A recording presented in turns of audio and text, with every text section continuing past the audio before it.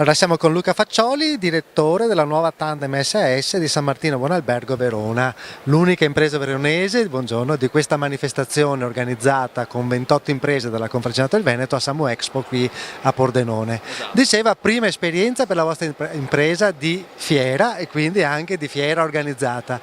La prima impressione? Bah, insomma, sicuramente è una fiera importante per noi appunto perché è la prima esperienza e chiaramente è una buona fiera, una buonissima impressione perché insomma c'è modo di interagire sia con possibili nuovi clienti che con possibili nuovi partner, quindi insomma è un conoscere un mercato dal punto di vista del marketing, quindi insomma sicuramente quello è un lato positivo e anche un conoscere nuove tecniche, nuove tecnologie che magari partner o eventuali clienti hanno sul mercato tutt'oggi, insomma, quindi una buona esperienza. Questo del partner, cioè voi siete 28 imprese, tutte della Confartigianato, tutte del Veneto, però di diverse province, ma non vi conoscevate.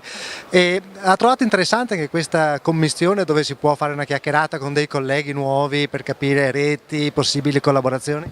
No, guardi, secondo me ciò che ha messo su, che sta facendo la Confartigianato è stato molto utile proprio perché vuoi per un discorso di location, perché siamo vicini ad altri stand, vuoi per il fatto di interagire anche semplicemente alla sera a cena o comunque vedendosi insomma nel quotidiano in questi giorni qui è stato molto utile proprio per capire e per conoscersi insomma vicendevolmente insomma, ecco.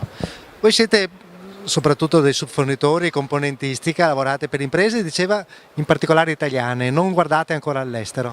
No, noi al momento lavoriamo per imprese italiane, lavoriamo sia come terzisti ma facciamo anche della vendita di prodotti nostri, insomma di cilindri aerodinamici. È chiaro che i nostri clienti ad oggi sono aziende estere e italiane, noi non lavoriamo direttamente con la parte estera dell'azienda perché loro hanno le loro sedi italiane, però di conseguenza essendo comunque di pronta estera i requisiti di qualità e i requisiti tecnici richiestici ovviamente rispecchiano l'internazionale, insomma, ecco, quindi di seconda, praticamente di secondo giro alla fine è come se lavorassimo all'estero, insomma, ecco.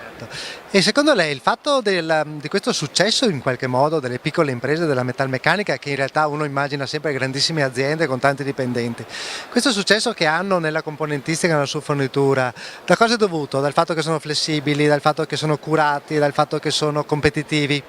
Ma io credo che l'italiano abbia una marcia in più rispetto a tante altre figure internazionali.